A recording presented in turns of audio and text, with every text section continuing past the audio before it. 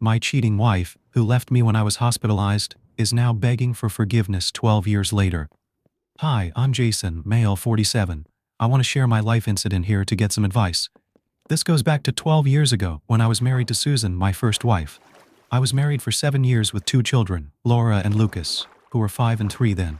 We were leading a regular life until one fateful day.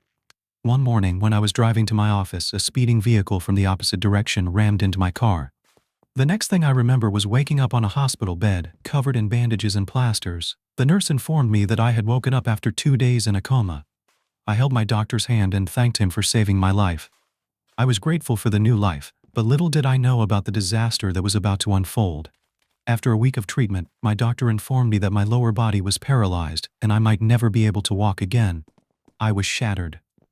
Susan broke down at this news. It was evidently difficult for her because she had to manage the house and the children in all aspects. I fell into depression, unable to comprehend my life in a wheelchair. I spent my days staring at the empty walls of my hospital room, cursing how my life had turned upside down. I dreaded how I would never be able to play soccer with my children, never be able to dance with my wife, and never be able to be free again. To add to my miserable life, Susan stopped visiting me. In the initial days of my stay, she brought the children thrice a week. The moments I spent with my family were the only ones I lived for, but as the days passed, her visits became scarce. I pleaded with her to bring the children to visit me, but she would say that the children didn't want to meet me so often. I felt hopeless. Then one day she handed me the divorce papers, saying, "I definitely can't spend my life with a handicapped man. I'm still young and desirable. I deserve a normal man." I would be lying if I said I didn't see that coming. I sensed the upcoming separation when she started giving me the cold shoulder, but I didn't expect it to be so soon. A month after my accident, some of my friends informed me that they had seen Susan loitering around, hand in hand with a middle-aged man, probably someone in his 52nds, in cafes and malls during the evenings and on weekends. Some claimed that she had an affair even before my accident, and some said that her desperation got her into a relationship with a fat, grumpy old man after my accident. It was barely 2 months after my accident. I was yet to be discharged and was handed divorce papers. I might sound calm while writing this, but I was nothing like that back then. I was flustered, devastated, and heartbroken. I was wheelchair-bound, destitute, and divorced with no income or savings. After paying for the EMIs, household expenses, and children's education, savings were off the radar. Luckily, I had insurance that covered my hospital bills to an extent. I had to liquidate my savings for the remaining expenses, so in the end, I was left with nothing. I wanted to yell, smack my head against the wall, and curse my fate. I don't know how I upheld myself back then, but something inside kept me sane, probably the fire of taking revenge. After being discharged, I shifted to my parents' house. I was 35, divorced, with no income, and dependent on my old mother, physically and financially. My mother was a florist. She ran a small shop in the suburbs. The little income from the shop and the pension money kept her expenses afloat. With that limited resource, she offered to support me.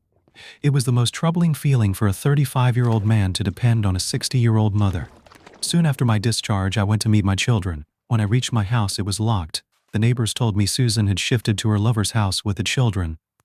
According to my neighbors, Susan's lover was a fat old man who had been divorced twice but was filthy rich and had no children.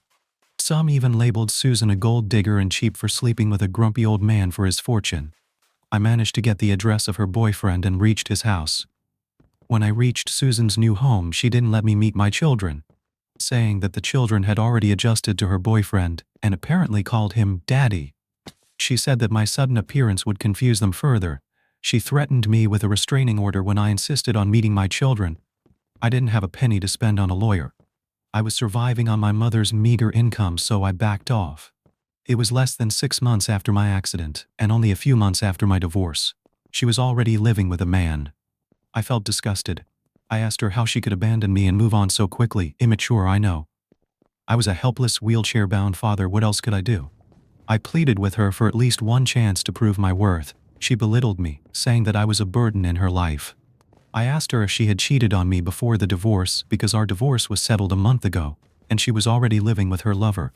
She shooed me away, saying it was not my business and that I should never show my ugly face to her again. I kept staring at her, contemplating my 7 years of married life with that woman who replaced me with another man in a few months. I left the place with teary eyes. I went back home, feeling defeated by the humiliation. I cried like a 5-year-old in front of my mother, who consoled me. She motivated me to take charge of my life. I was clueless about my life. I was directionless. To start with, I joined my mother in her shop. I helped her make bouquets, serve the customers, and clean the shop. Sooner or later, I realized that the business had huge potential to grow, but my mother was too fragile to do it herself. I pulled out my old contacts to secure contracts with event management companies to supply flowers for events. Gradually, I built a team, took contracts for venue decorations, and eventually launched my own event management company. It took me 12 long years to rebuild my life for myself. My mother had my back all the while. She supported and motivated me to bounce back. A year after my accident, I learned Susan was leaving the city with my children and her lover. I rushed to the house to meet my children, but they had already left by the time I reached. Before that, I had tried to reach out to my children multiple times, but Susan insulted me and chased me away every time. Susan had full custody of the children and could decide everything for them. Since I was physically and financially challenged, I could not contest joint custody. I couldn't challenge her restraining order because I was too broke to hire a lawyer, whereas Susan had a wealthy boyfriend. I didn't know if he was already with her before my accident, and if not, how he suddenly appeared in Susan's life. All I knew was that he was a wealthy man with ample ancestral property. In the last 12 years, whenever I got any leads about my children, I traveled to meet them but failed every time. Susan threatened to get me arrested, as her boyfriend had the money and contacts to get away with anything. By the way, that man didn't marry Susan even after 12 years, although they lived together. A year ago, I finally filed for joint custody. I was waiting eagerly for my event management business to stabilize. I filed for custody and finally managed to get 15 days. They are flying next week to my house. Although Susan did her best to object to my plea in court, I hired a good lawyer who presented my case well, and I got 15 days. Besides, my children are grown-ups now, and they were asked if they wanted to meet me, and they affirmed with a yes. I know I can't compensate for the last 12 years, but I wish to spend quality time with my children. As the time is nearing, I'm feeling nervous and delighted at the same time. They're 17 and 15 now. I know teenagers are demanding these days. I hope that my children are not mean and toxic to the extreme. I don't know what stories Susan has told them in the last 12 years, and whether I should tell them the truth about their mother, I don't know. Do you guys have any suggestions on this? How should I approach them? I'm super nervous and super excited. Let's share with the community for a couple of comments. First comment: kudos, man. You stood against all odds. Good luck. The next comment says, I'd suggest taking it easy and going with the flow. See how the children behave with you. Let them bond with their granny. Granny's bond can help you win your children. One more comment before we go on: don't spill the beans too soon. You'd sound desperate. See what they have for you. I'm sure your ex would have. Manipulated the kids to the core, so be careful if they're evil. Wow, OP, this is awful. I'm so sorry this has all happened to you. In times like these, we really should be able to turn to our partners and family for support. I'm so sorry you weren't able to have that. You got through it on your own, and you're a strong and brave man despite the cards that were dealt to you. Thankfully, you came out alive, and you do have the chance to see your children again. This is something to be grateful for. They do want to meet you, so that's a very good sign. Just be yourself and soak up every moment you can with them. Update 1. Hi all, I have quite an update. I missed 2 critical pieces of information in my original post. First, about my current wife, Amy. Yes, I remarried a beautiful woman 5 years ago. Amy is an interior designer. I met her at an event where she was designing the wedding venue and we were providing the flowers. I was yet to start my own company at the time. There wasn't love at first sight, but we vibed well. We kept meeting at such events over the next few months and became friends. She was a single mother of a 3-year-old daughter. The idea of starting the event management company was hers because she worked for one of the companies for many years and had the contacts and knowledge of the business. I partnered with her to launch the business. We dated for a year before getting married. Now we live as a happy family of 4. Amy, her daughter Mia, my mother, and I. Her daughter was delighted to get a granny, and so was my mother. The second piece of information was regarding accident compensation. I was hit by a speeding truck, so ideally I should have been compensated by the logistics company owning the truck. But at that time, the company got away with paying nothing by manipulating the facts about the accident and pinning the blame on me. I could not hire a good lawyer back then, so I didn't get a penny. You know how big companies work, they pay in bombs to their attorneys to save their backs. After my marriage to Amy, she suggested I refile the case since we could afford a suitable lawyer. The case is still in court, but my lawyer has given us a positive hint that the judgment would come in our favor. Alright, coming back to my story. As I mentioned in my original post 3 months ago, my children were supposed to visit me after 12 years of my divorce. I was excited and nervous, but Amy calmed me down and supported me all this while. I went to pick them up from the airport. The older one, Laura, is 15 now, and the younger one, Lucas, is 13. They have grown up to be beautiful and handsome teenagers. After the initial greetings, we ran short of conversation. It was awkward for all three of us on our way to the house from the airport. I tried to break the ice and ask them about their school life and city. I deliberately skipped the conversation regarding their mother. They, too, didn't bring her up. The children were unusually silent, or maybe they were looking for an opportunity to plug into their earphones like any other teenager. Upon reaching home, we were welcomed by Amy. The children looked shocked, as if they didn't anticipate this. I don't know why Amy was a surprise to them. When their mother could live with another man within months of our divorce, why couldn't I remarry? Amy had set up the guest room for the children. We had lunch together, and Amy laid out the vacation itinerary we had planned for the family. They gave a neutral reaction to everything. Neither were they excited, nor did they dismiss the plan. Amy and I were confused by their mixed response. They locked themselves up in the room, and soon after that I got a call from their mother, Susan, accusing me of tricking our children. She said I had brought the children to my house so Amy and I could manipulate them. I felt disoriented by her behavior. She accused me of hiding the truth about my marriage. I wondered at her accusations. I hung up on her, but she persistently called me. I decided to address the elephant in the room. I called my children and asked them what was the matter. After the initial hesitance, they spoke up. They were mad at me because they were told that I had abandoned them. Susan had brainwashed the children against me and filled their heads with all lies and deceit. I revealed to them the exact truth, that it was their mother who jumped to another man as soon as she got the opportunity. They were kids back then, yet they remembered those incidents very well. I told them how Susan disappeared with them to the old man's house, and how she had threatened and chased me away whenever I tried to contact them. I showed them the restraining letter and all my rejected pleadings I made to meet them. They were in tears and regretted believing in their mother's lies all these years. My younger son Lucas admitted that once he tried to reach out to me on social media, but Susan caught him. She emotionally blackmailed him and made him promise that he would never contact me again. The children also admitted to being rebuked by Susan's husband. Susan and the children were mistreated at family gatherings because they were unmarried. Susan continued to stay as a mistress in his house. Although the man paid for their education, he was never a fatherly figure to them. My heart ached as I got to know about my children's adversity. After all the truths came out, we hugged each other and cried our hearts out. We went for a week-long vacation in Florida and had a great time together. Laura and Lucas bonded with Amy and Mia, who is turning 8 this year. I couldn't be happier seeing all my family together.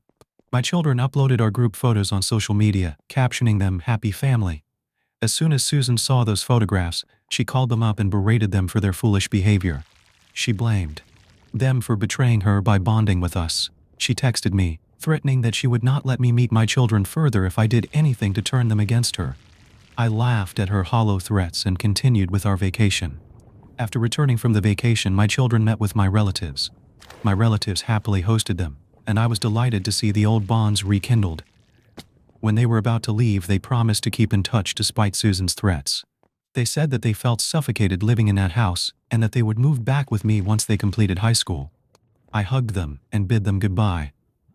After going back, they confronted Susan about her evilness, but she turned the tables on me, accusing me of manipulating them against her. It's been a few months since they returned, but we talk regularly. I hope to have them back with me. I'll update you if anything develops. Thanks a lot. First comment: wow, it must feel so good to have all that on the table and to be absolutely transparent with your kids. That's something that their own mother couldn't even do. The fact that she threatened you to not turn them against her means that she's afraid of the consequences of her actions and is still unable to take responsibility for what she did all those years ago to you. Her lies meant that your children had to grow up without their father. Update 2. Hey all, I know it's been a long time since I've updated. There's been a lot of drama in the last 6 months after my first meeting with my children. 3 months ago, the impending court case against the logistics company got settled. Guess what? I got a hefty compensation, not only for the accident but also for the injustices in the first trial. I'm not sure if I mentioned this, but in the initial trial, the logistics company whose truck rammed into my car manipulated the case and pinned the blame on me for the accident. Hence, I was not compensated at all. I appealed again at my wife's suggestion, and won this time. I gave the news to my children, and they were equally elated. They wanted to meet me, and I promised to have them back with me permanently. A month later, Susan showed up at my office. She held my hand and asked me for forgiveness.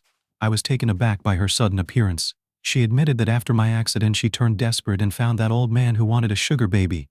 I didn't know about all these terms until I Googled it that day. The man had horrible experiences with a younger woman who ran away with his money after a few months, so he decided to settle with a not-so-young sugar girl, Susan, who was 32 back then.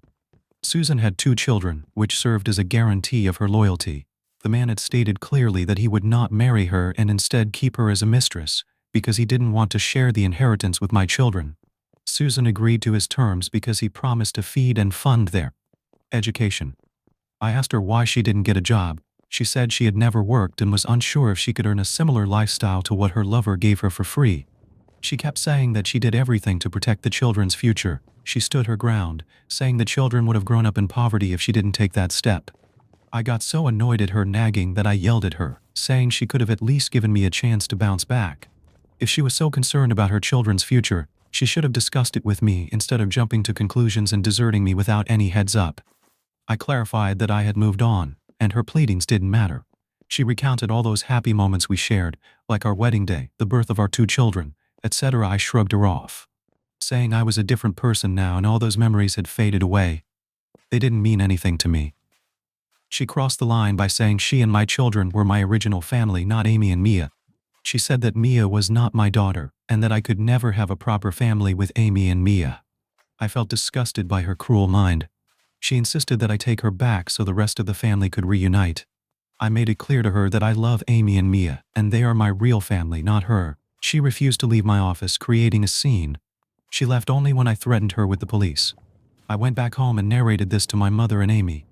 Amy was naturally distressed by this, but she is a mature woman and didn't make a big deal out of it. My mother said that she never liked Susan because of her selfishness. Mom even said that Susan had returned to me only because of the money I had received after the court settlement. That woman is indeed a gold digger. When my children learned about their mother's behavior, they berated her and told her to stay in her lane. I'm not sure how her sugar daddy got to know about this incident, but he had threatened to throw her out if she tried to reach out to me again. I couldn't be more thankful to him. The latest update is that my children are moving in with me this month. They would stay with us briefly before I put them in a nearby college. They wanted to enjoy their college life and stay in a hostel. I believe we should remain connected but at the same time give ourselves some space to know each other. The children have abandoned Susan and in the end she is left with nothing but her sugar daddy. I hope she gets to enjoy the sugar until it turns sour. Let's check with the community for some comments. First up, I love the way you take a jab at the sugar daddy thing. Susan is a freeloader who jumped to the old man when she got the opportunity. Indeed, she was cheating on you before. She got what she deserved in the end. Another commenter said, "Please pass me the lawyer's contact. I know someone who is stuck in a similar court case." I love the way you won against all odds. Good luck, man. It's not surprising that she came back after you were compensated with a large sum. She lost her children and was left with nothing, just as you were. Everything finally caught up with her. Wishing you and your kids all the best, the journey ahead looks promising. What do you make of all this? Let us know in the comments below. And thank you for joining us today. Be sure to like, subscribe, and hit that notification bell so you don't miss out on our next video. We'd hate for you to miss it. See you next time.